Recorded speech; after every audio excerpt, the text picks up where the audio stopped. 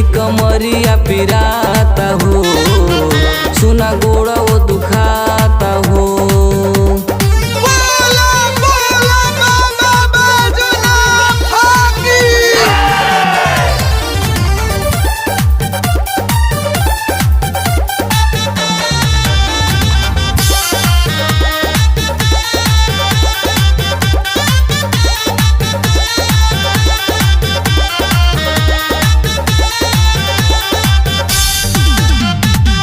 सुनाए पिया जरत जिया नईखे मिलत आराम हो, सुबह की चलत चलत कहीं ना रुकनी हो गइल बा शाम हो।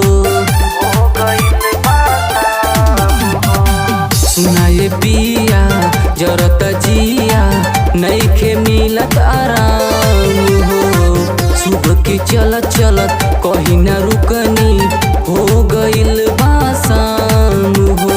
चलल नईखे जात लेके कान्हे पर कंवरिया, थक के चूर चूर भइल हमरो शरीरिया, ई कमरिया पिराता हो, सुना गोड़ा वो दुखाता हो।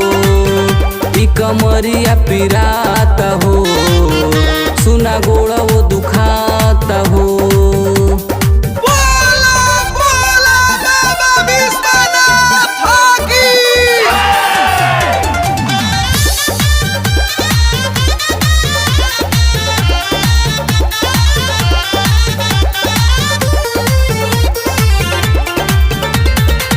लेला पिठैया सुनाए सैया पैया पड़ी तोहार हो, बिगन मोहित संगे चली जा देव घर मन न करे हमार हो।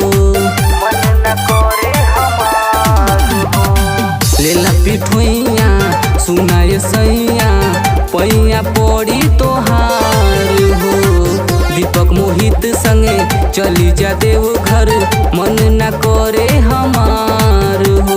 बाबा के भजनिया में मनवा लगई हा, गंगा जल साथे बेल पतिया चढ़ई हा, ई कमरिया पिराता हो, सुना गोड़ा वो दुखाता हो। ई कमरिया पिराता हो, सुना गोड़ा वो दुखाता हो। चढ़ल नईखे जात अब सुइया पहड़िया, कितना दूर बाटे अबही भोला के नगरिया, ई कमरिया पिराता हो, सुना गोड़ा वो दुखाता हो। ई कमरिया पिराता हो, सुना